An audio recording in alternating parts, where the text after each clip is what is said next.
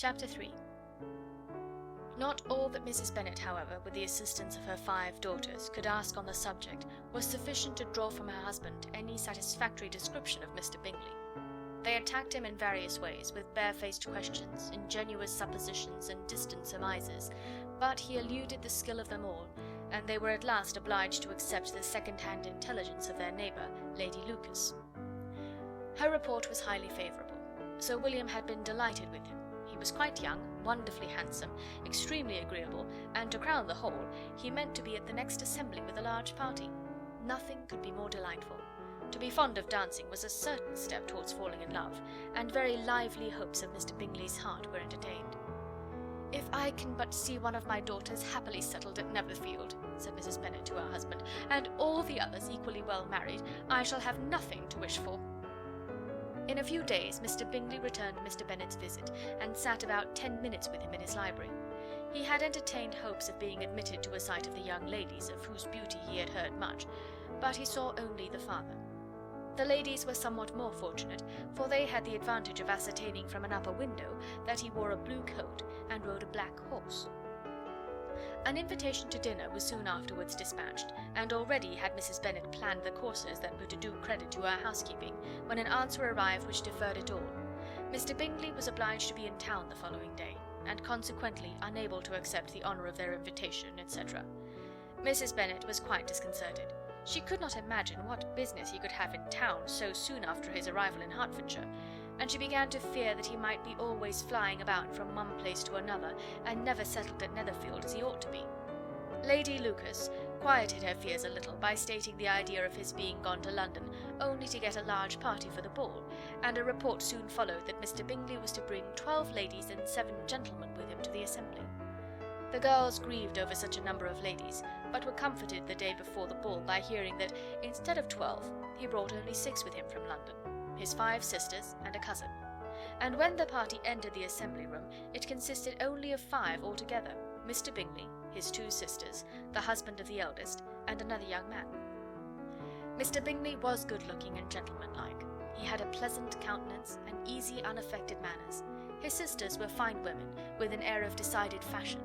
His brother-in-law, Mr. Hurst, merely looked the gentleman, but his friend Mr. Darcy soon drew the attention of the room by his fine, tall person, handsome features, noble mien, and the report which was in general circulation within 5 minutes after his entrance, of his having 10,000 a year. The gentlemen pronounced him to be a fine figure of a man, the ladies declared he was much handsomer than Mr. Bingley, and he was looked at with great admiration for about half the evening, till his manners gave a disgust which turned the tide of his popularity, for he was discovered to be proud, to be above his company, and above being pleased, and not all his large estate in Derbyshire could then save him from having a most forbidding, disagreeable countenance, and being unworthy to be compared with his friend. Mr. Bingley had soon made himself acquainted with all the principal people in the room. He was lively and unreserved, danced every dance, was angry that the ball closed so early, and talked of giving one himself at Netherfield. Such amiable qualities must speak for themselves. What a contrast between him and his friend! Mr. Darcy danced only once with Mrs. Hurst, and once with Miss Bingley, declined being introduced to any other lady, and spent the rest of the evening in walking about the room, speaking occasionally to one of his own party. His character was decided. He was the proudest, most disagreeable man in the world, and everybody hoped that he would never come there again. Amongst the most violent against him was Mrs. Bennet, whose dislike of his general behaviour was sharpened into particular resentment by his having slighted one of her daughters. Elizabeth Bennet had been obliged, by the scarcity of gentlemen, to sit down for 2 dances, and during part of that time Mr. Darcy had been standing near enough for her to hear a conversation between him and Mr. Bingley, who came from the dance for a few minutes to press his friend to join it. "Come, Darcy," said he, "I must have you dance. I hate to see you standing about by yourself in this stupid manner. You had much better dance." "I certainly shall not. You know how I detest it, unless I am particularly acquainted with my partner. At such an assembly as this it would be insupportable. Your sisters are engaged, and there is not another woman in the room whom it would not be a punishment to me to stand up with." "I would not be so fastidious as you are," cried Mr. Bingley, "for a kingdom. Upon my honour, I never met with so many pleasant girls in my life as I have this evening, and there are several of them, you see, uncommonly pretty." "You are dancing with the only handsome girl in the room," said Mr. Darcy, looking at the eldest Miss Bennet. Oh, she is the most beautiful creature I ever beheld. But there is one of her sisters sitting down just behind you, who is very pretty, and I dare say very agreeable. Do let me ask my partner to introduce you." "Which do you mean?" And turning round, he looked for a moment at Elizabeth, till catching her eye, he withdrew his own and coldly said, "She is tolerable, but not handsome enough to tempt me. I am in no humour at present to give consequence to young ladies who are slighted by other men.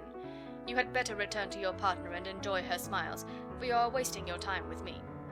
Mr. Bingley followed his advice. Mr. Darcy walked off, and Elizabeth remained with no very cordial feelings toward him. She told the story, however, with great spirit among her friends, for she had a lively, playful disposition which delighted in anything ridiculous. The evening altogether passed off pleasantly to the whole family. Mrs. Bennet had seen her eldest daughter much admired by the Netherfield party. Mr. Bingley had danced with her twice, and she had been distinguished by his sisters. Jane was as much gratified by this as her mother could be, though in a quieter way. Elizabeth felt Jane's pleasure. Mary had heard herself mentioned to Miss Bingley as the most accomplished girl in the neighbourhood, and Catherine and Lydia had been fortunate enough never to be without partners, which was all that they had yet learnt to care for at a ball. They returned therefore in good spirits to Longbourn, the village where they lived, and of which they were the principal inhabitants. They found Mr. Bennet still up. With a book he was regardless of time, and on the present occasion he had a good deal of curiosity as to the events of an evening which had raised such splendid expectations. He had rather hoped that his wife's views on the stranger would be disappointed, but he soon found out that he had a different story to hear. "Oh, my dear Mr. Bennet," as she entered the room, "we have had a most delightful evening, a most excellent ball. I wish you had been there. Jane was so admired, nothing could be like it. Everybody said how well she looked, and Mr. Bingley thought her quite beautiful and danced with her twice. Only think of that, my dear! He actually danced with her twice, and she was the only creature in the room that he asked a second time. First of all he asked Miss Lucas. I was so vexed to see him stand up with her. But, however, he did not admire her at all.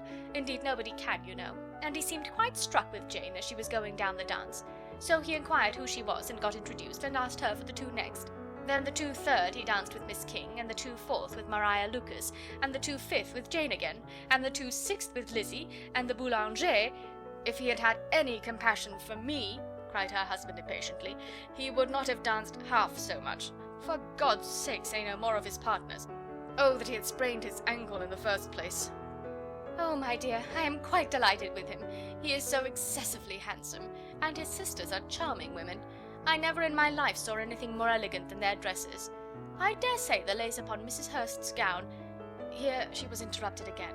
Mr. Bennet protested against any description of finery. She was therefore obliged to seek another branch of the subject, and related, with much bitterness of spirit and some exaggeration, the shocking rudeness of Mr. Darcy. "But I can assure you," she added, "that Lizzie does not lose much by not suiting his fancy, for he is a most disagreeable, horrid man, not at all worth pleasing.